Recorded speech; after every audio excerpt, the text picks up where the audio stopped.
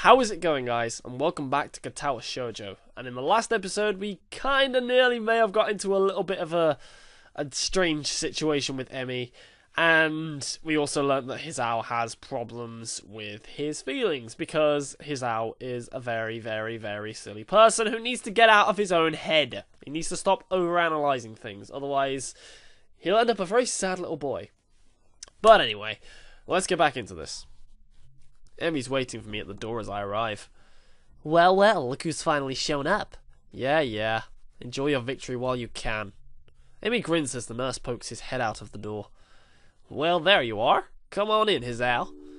In what has become a familiar routine by now, he checks my blood pressure and my heart rate. A bit fast today, isn't it? Yeah, I kind of raced Emmy here. The nurse laughs. That's never a good idea. He leans in to whisper to me in a conspiratory manner. I don't know if you've heard, but Emmy is a bit of a track star. You don't say! I reel back in mock surprise. Really? She never mentioned it before. That is my kind of joke. The two of us share a laugh. Did she do okay today? Cold seemed to bother her? Why don't you ask her? He rolls his eyes in exasperation. Of course I'm going to ask her too, but she'll tell me that she didn't have any problems regardless of whether she did or not. So I'm asking you because you're her friend, and would probably tell me if she had trouble today. When he puts it that way, it makes a lot more sense. She seemed pretty good today, if a little more tired than usual. She was already feeling better when I dropped by yesterday, so I'm not that surprised. The nurse nods, though I notice he tenses slightly when I mentioned yesterday's visit. Well, that's good to hear. Figured it was just the 24-hour thing. Emmy tends to recover quickly from colds and the like. Hey, speaking of Emmy, is she and the track captain, well, you know. A look of suspicion crosses his face. Why do you ask? Well, it's just that they seem kind of close and I was just curious, you know. And I'd never ask her because that would be kind of embarrassing. So far so good. Now, to really sell it. Besides, I think they'd make a cute couple. No! You don't. No!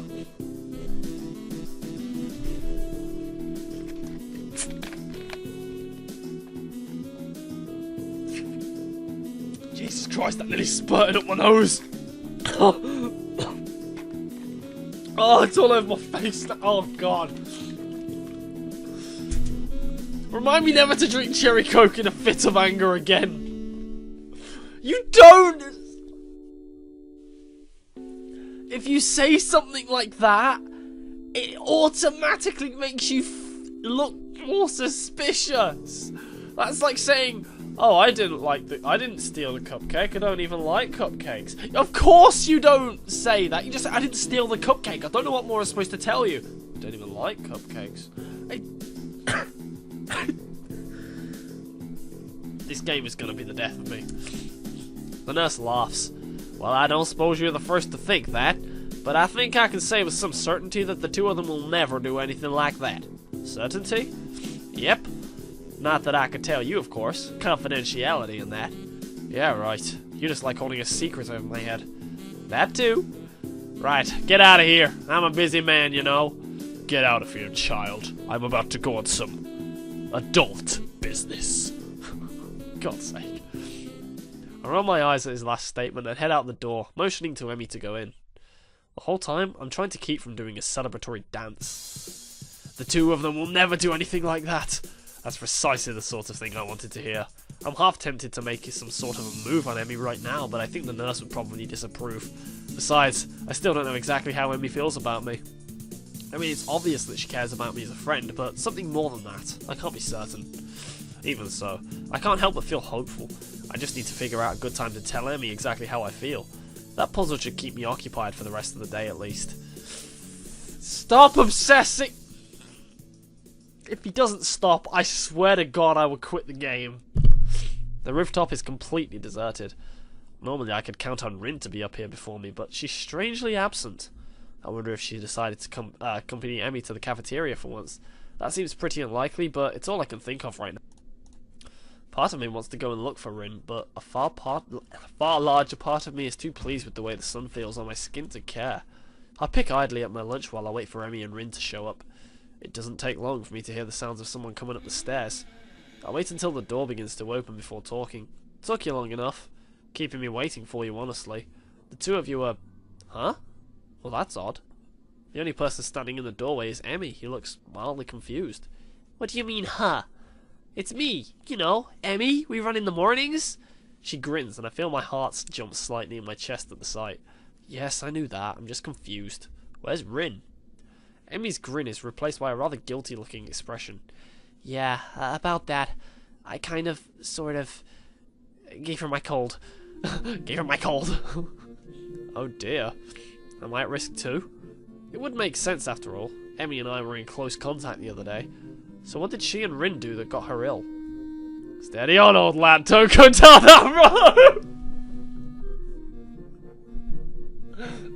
Steady on, old boy! Kill.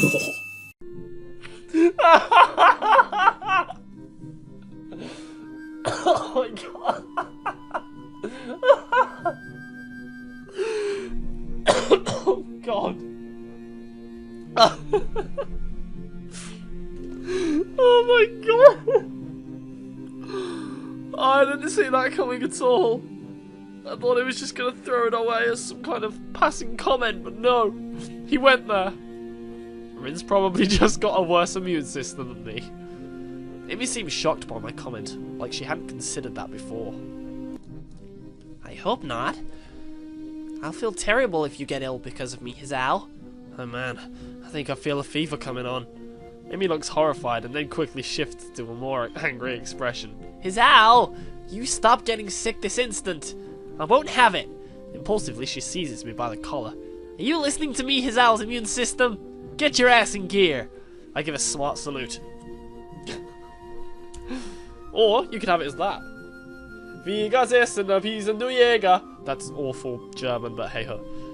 Duly noted, ma'am. Oh, let's just turn that off. Amy steps back and nods, satisfied. Good. You are not allowed to miss any of our morning runs after all.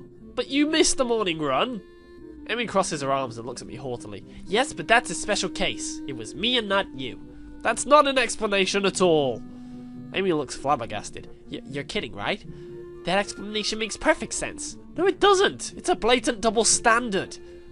I don't see what that has to do with anything. Oh, fine. Amy seems pleased by her victory. Anyway, is Rin going to be okay? She's not terribly ill, right? Amy shakes her head. Nope, she'll be fine. I got her some cold medicine that should help her. Although I probably should have made sure she didn't try to take them all at once. She's done it before, you know. Somehow I don't find that at all surprising. I doubt Rin is one to pay attention to maximum dosage and such. You should probably check in on her later then, just to make sure. Amy shrugs. I'll stop by after practice. She'll be fine until then. I nod, figuring that line of conversation is over. Only problem is, I don't know what else to talk about. So, you got any more track meets coming up? This is a terribly roundabout way of trying to see if she's free on the weekend. If she's free, then maybe I can ask her on a date or something. Well, assuming I can get myself to actually form the words. Emmy shakes her head. Nah, not for another couple of weeks, I think. The season's winding down. Oh yeah, I came in right in the middle of things, didn't I? Does that mean exams are coming up soon? I should probably look into that. What do you do on the weekends if there's not a meet? An eyebrow goes up and Amy gets a teasing look on her face. You're awfully inquisitive today, aren't you? I shrug and hope it looks casual. Here, it's cool, baby doll, it's cool. Just making conversation, baby doll. I'm not funny. I don't know what it's like to be a track. I don't know what it's like to be a track star after all. Pfft, flattery. She waves a hand idly. I'm not actually that good, you know. Just so happened to see me on a good day is all. You liar. Heh, yeah, but humility is a sign of a good athlete. At least that's what my dad used to say. She shrugs and tries unsuccessfully to hide the rather troubled expression her face has taken on. Hey, what's up? You seem bothered by something. Amy starts to deny it, then sighs in defeat. I wonder if she's too tired from being sick to get herself to deny it like usual. Or if she actually just trusts me enough at this point to open up. Ah! Well, you remember last night? Do I ever? I settle for nodding, however. That's not the first time that's happened to me. Actually, I get them kind of She pauses, as if it suddenly occurred to her what she's doing. It's almost like she's breaking some sort of personal rule here. But she starts up again, choosing her words carefully. Well, not often, but on occasion. It's just been one of those weeks where that's what happens. A sigh escapes her, and she looks terribly frustrated. I reach over and give her a hug, which, unlike last time, doesn't seem to shock her. Instead, she seems to relax as my arms wrap around her. We stay that way for a while. Hey, you know I was serious last night. You really can talk to me if stuff like this is bothering you. It's always difficult to do this sort of thing solo, you know? Amy smiles and breaks the embrace, but stays leaning on my shoulder. Thanks, HISAO. I'll be fine, I think. I can already see her reassembling herself, getting ready to bottle it all up again. I guess that topic's closed now. So hey, given any more thought to that career survey? Don't be a pirate! No! Can't say I have. I don't tend to plan very far ahead, you know. Although I suppose I could at least start looking into college, huh? I shrug. I suppose. Unless you were serious about that pirate thing. Last time I checked, pirates didn't have much need for universities. Unless there's like a pirate university out there somewhere. Amy giggles and starts to look a little like her old self, but there's a new element to her expression. Impish. That's how I'd describe it. Amy looks impish, looking up at me with her head nestled into my shoulder. Would you come with me if I ran off to be a pirate? Of course I would. Who in their right mind would pass up the opportunity to be pirates with you? Well, when you put it that way, I'm not sure. She giggles again. I notice that my heart seems to have sped up. It's probably due to Amy's proximity to me. That hint of strawberries again. I can't help but grin as I gaze down at her. She's happy again. Hey, HISAO? If you're going to kiss me, you should probably do it soon. I think the lunch bell is about to ring.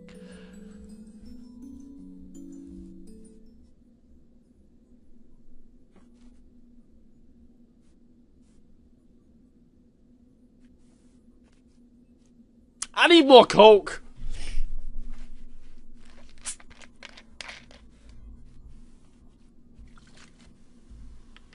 Oh, it keeps fizzing up in my mouth. That's what she said. My thoughts grind to a sudden halt. I'm pretty sure my mouth is hanging open in shock. All I can manage is a strangled, huh? This amuses Emmy even more. You were thinking about it, weren't you? She sits up, bringing her face level with mine. I'd probably enjoy it, you know. You're a really... well... She briefly composes herself, looking about like she's about to say something important. If you hadn't figured it out by now, I think I've developed a bit of a crush on you. No, let's never do that noise again, Alex. I am very sorry, everyone, and I've kind of just messed up my microphone a little bit. You're gonna have to do something about that. This time her grin short-circuits several important thought processes. At some point, I turn towards her, and at another point, her arms move to around my neck. At yet another, my arms wrapped around her waist. I'll be damned if I could tell precisely when that happened, because at the moment, there's only a voice in the back of my head yelling at me to kiss her. I look into Emmy's eyes. There it is. The thing I saw yesterday on the bed, it's there again. It suddenly strikes me that she's worried that I'll reject her. What a silly worry for her to have. Ah! The boy's got game! God damn it, HISAO, you player! You go, boy! You go, man! You go, you little legend. There we are, it's fixed. Her lips taste faintly of strawberries. She leans into the kiss, and her arms tighten around the back of my head, making sure that I don't pull away. Not that there was any danger of that. There's a churning feeling in my gut. The world falls away. There's just me, and her, and this bench. My arms tighten, drawing her waist closer, entranced by the feel of her. I inhale her scent, my mind trying desperately to memorize everything about how she tastes, how she smells, how she feels. God damn it! Stupid bell. The ringing of the bell snaps us both back to reality, and we break the kiss. Amy's cheeks are slightly flushed, and she seems to be catching her breath. In her defense, so am I. We stand there for a few moments, trying to wrap our heads around what we've just done. Emmy is the first to break the silence. So, wanna grab dinner after I'm done with practice? Ah! Cute! What a coincidence. I was about to ask you the same thing. Well, actually, I suppose it was going to be some kind of proper date on the weekend or something, but the thought was there, I think. Emmy gives me a playful shove. Yeah, right. You are still in shock from how incredibly awesome I am at kissing. We begin to head down the stairs back to our respective classrooms. Hey, I didn't see you talking immediately afterwards either. That I didn't. See you after practice, HISAO. She leans in quickly and gives me a quick kiss in the middle of the hallway, sending me into another brief state of mental freefall. As I head into my classroom, a giggling Misha greets me. Why, Hee-chan, you romantic you. Did you confess on the rooftop, did you? Actually, I think it was the other way around. This sends Misha into a fresh fit of laughter. Young love is so predictable, isn't it? This being Misha, I suppose I should have expected her to tease me over this. I guess. Before I can really respond, Muto entered the room and Misha skips off to her seat, giggling all the while. I suspect I'll get a lot of that sort of conversation now, especially seeing as how Emmy kissed me right in the middle of the hall. But somehow I really don't care about that. For the first time since arriving here, my heart feels light. Oh! It's so cute! Can I end it here? Because I don't want bad things to happen. Perspective. I don't want things to go weird from here. I don't want to lose the relationship that I have just made happen. My head's in a spin all through Muto's class. I'm going to have dinner with Emmy, who wants to be my girlfriend no less. She didn't say that! Maybe she just wanted to kiss you. A date. And then she kissed me. That kiss. I keep going back to it, playing it over in my mind again and again. Everything about that moment felt so right. My mind drifts off, lost in thoughts of Emmy. Nakai, hello? It seems like I've drifted a bit too far. Huh? What? Egad, you've contracted some kind of amnesia. Someone get the nurse. The class chuckles at Muto's antics. Sorry, sir. Won't happen again and all that, right? Exactly. Muto brightens considerably. Well, lovely to hear. I'd hate to have my star pupil slacking off after all. I've been doing well, but I hardly qualify as star pupil, I think. I'm fairly certain that this class is the sort that everyone does well in. It's just memorizing formulas. True to my word, I managed to pay attention for the rest of the class. I don't believe you! Nakai, may I have a word with you? I wonder if I'm in trouble for earlier. Sure. Am I in trouble? Muto looks genuinely confused for a moment.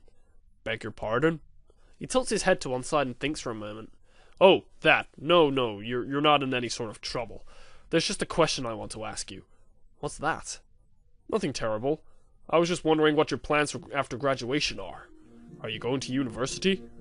Yeah, I guess. I can't really see a reason not to go. Given any thought to what you'll study? Not really, no. Wow, all that coke has just finally caught up with me. I apologize wholeheartedly.